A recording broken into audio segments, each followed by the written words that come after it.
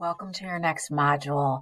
Thanks so much for going through each of the steps in your previous module. Hopefully it's getting a little bit easier to figure out how we move through each of the pages and move on to the next module.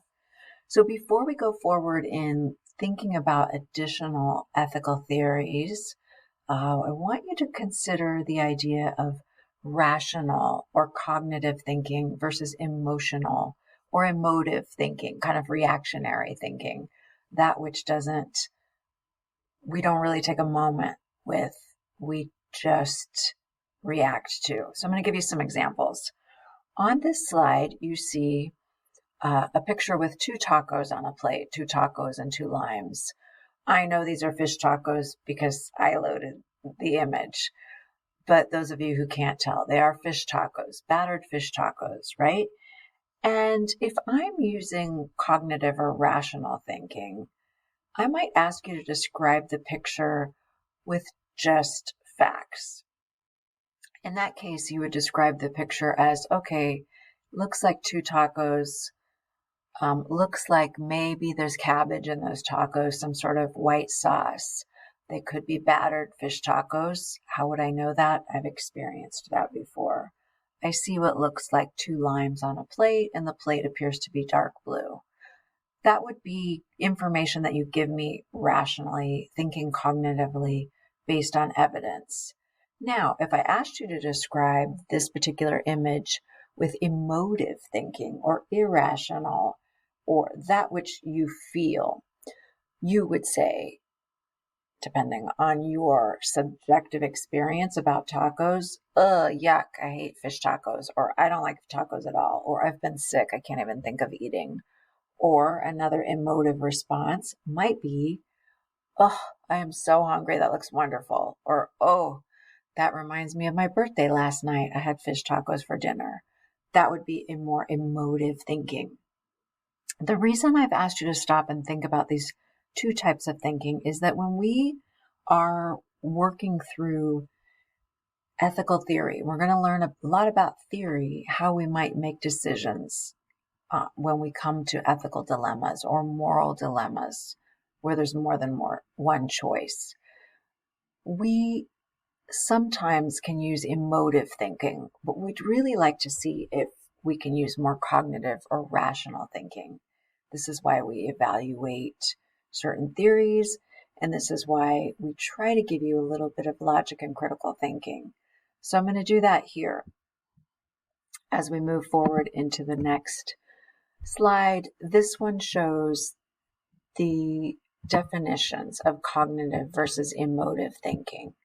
So cogito is a Latin word for I am thinking, coming from the verb cognoscere if you're Italian, to know, to learn about, but suggesting of an uncovering, of kind of trying to get at as much information as you can.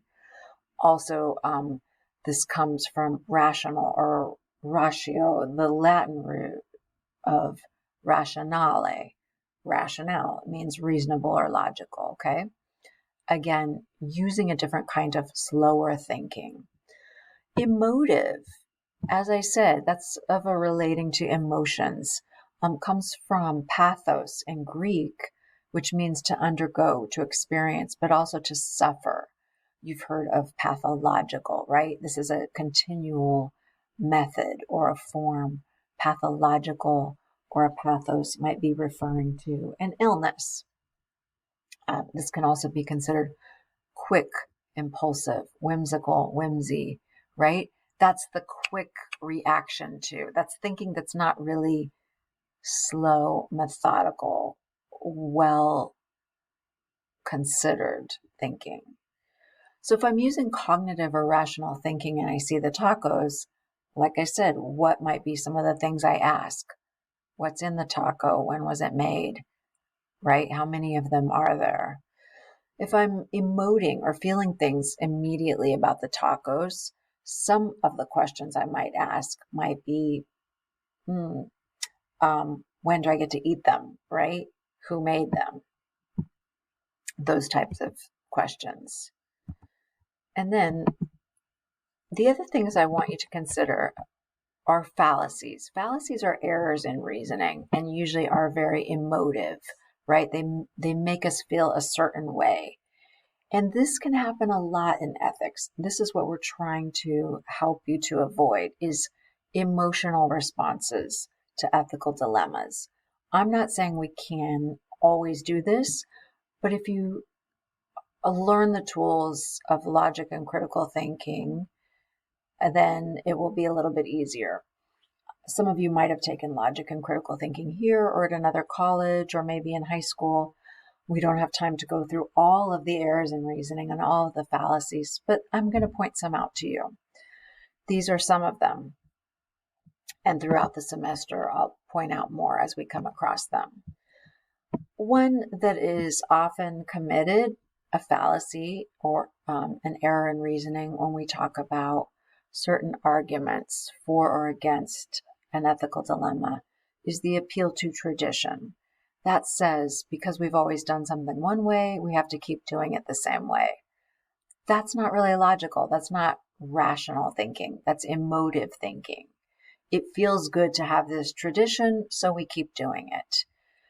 But that results in us never moving forward or things never changing. For example, 100, 200 years ago, right? Women never had the right to vote. And some people said they shouldn't have the right to vote because it's always been this way. So we should keep it that way. That's an example of an appeal to tradition fallacy. Hasty generalization. You hear this a lot. It happens a lot in race relations, in gender bias, right? In many inequities. When we take the characteristics of a small sample and apply it to an entire population. For example, I wrote here, my boyfriend came from rural Georgia and chewed tobacco. My neighbor comes from rural Georgia and he chews tobacco. It must be the case that all people from rural Georgia chew tobacco.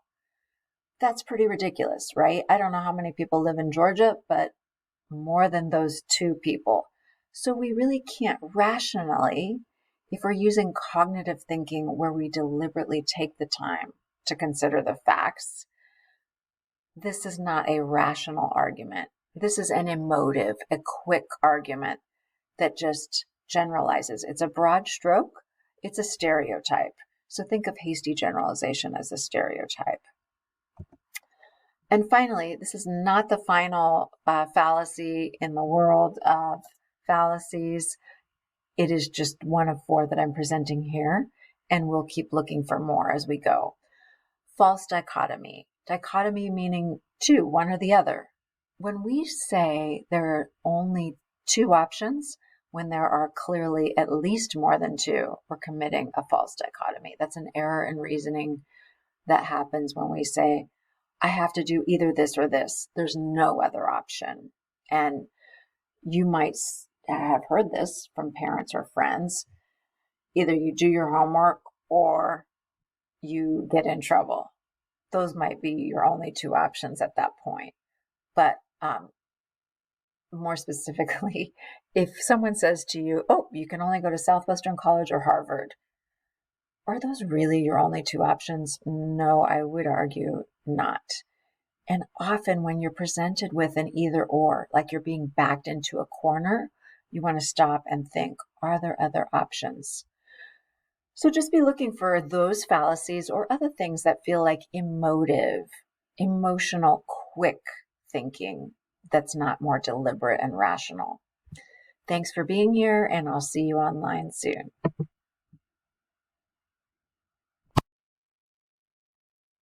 Actually, this naturalistic fallacy is another one you can look for. This is kind of the is to ought fallacy. Because something is, it ought to be the case all of the time.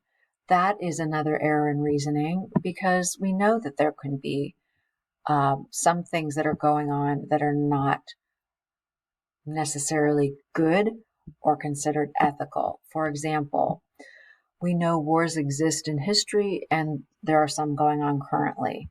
Just because they exist doesn't mean that they should be, that they ought to be a normal part of life, correct?